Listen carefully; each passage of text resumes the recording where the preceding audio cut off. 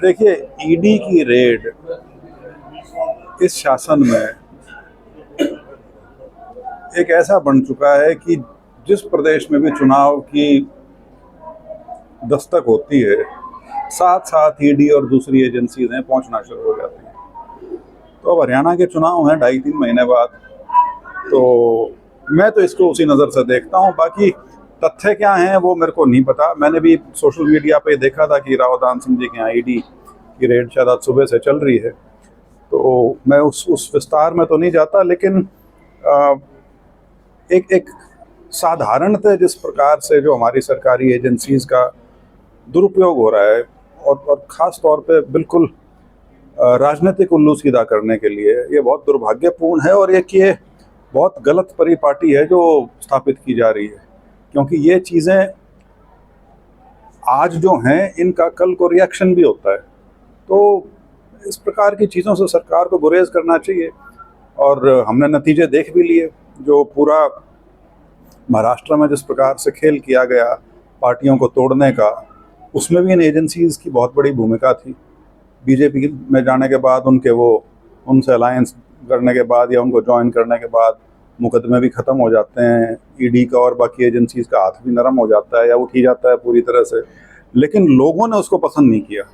और जो नतीजे आए देश में, खासतौर पर क्योंकि मैंने महाराष्ट्र का जिक्र किया कि वो सबसे बड़ा इस चीज़ का है जहाँ पे जिनके ऊपर भ्रष्टाचार के सबसे बड़े आरोप थे, जिनके ऊपर ये ईडी और इनकी दबिश पड़ी हुई थी सबके ऊपर, वो जब बीजेपी के साथ चले गए सारे के सारे पार्टियां तोड़ के, तो लोगों ने उसको बिल्कुल पसंद नहीं किया। और इसीलिए मैं कह रहा हूँ कि कम से कम अब तो सबक ले लेना चाहिए इस चुनाव के नतीजे के बाद कि लोग जो हैं वो इन सारी चीज़ों को समझते हैं बहुत बारीकी से। सर, आज पदयात्रा के दौरान दीपेंद्र सिंह हुड्डा पहुंचे हैं। कांग्रेस पार्टी को इस तरीके की पदयात्राओं को क्या लगता है, भविष्य में कोई लाभ किस तरीके से देखते हैं?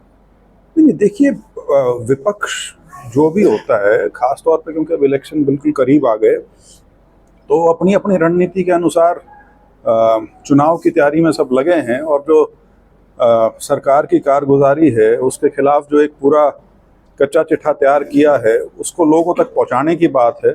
और पद यात्रा भी उसका एक माध्यम है, तो उस नाते पार्टी अपना प्रयास कर रही है, बहुत अच्छी बात है। सर, जेजेपी और बीजेपी की आपस में एक होड़ लगी है जो पहले काम करवाए थे उनको क्रेडिट लेने के लिए, तो इसको आप किस तरह? पता नहीं कौन से काम हुए थे, मेरे को तो समझ नहीं आ रहे। बाकी ये है कि होड़ उनमें लगती है जहाँ मुकाबला हो। जेजेपी तो आज के दिन किसी होड़ में है ही नहीं, तो वो कुछ कहते हैं उसका कोई मतलब नहीं है। वो सिर्फ ये है कि अपनी झेप मिटाने की कोशिश कर रहे हैं, क्योंकि लोगों ने जिस प्रकार से उनको नकारा है इस लोकसभा चुनाव में, उससे बिल्कुल स्पष्ट है कि उनको सिरे से खारिज कर दिया है लोगों ने। तो अब वो कभी कहते हैं कि बीजेपी की वजह से हमको खामियाजा भुगतना पड़ा। अब ये जो आप बात कह रहे हो कि जो कुछ काम हुए वो कह रहे हैं उनने कराए, वो कह रहे हैं उनने कराए, तो ये सारी अपने आप को लोगों के बीच में कोई जगह बनाने का एक प्रयास है, ताकि कहने की कोई बात हो जिसके साथ वो लोगों के बीच में जा सके।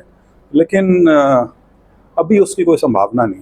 सर, होना चाहिए आगे विधानसभा में कांग्रेस को? हरियाणा में कांग्रेस को किसी प्रकार के कोई गठबंधन की जरूरत नहीं है राष्ट्रीय स्तर पे, क्योंकि एक बड़ा संदेश आपने देना होता है कि हम बीजेपी को और नरेंद्र मोदी जी को राष्ट्रीय स्तर पे हम चुनौती दे रहे हैं। वहाँ पे गठबंधन एक अलग चीज़ है, लेकिन अन्यथा हरियाणा प्रदेश में कांग्रेस अपने आप में पूरी तरह से सक्षम है।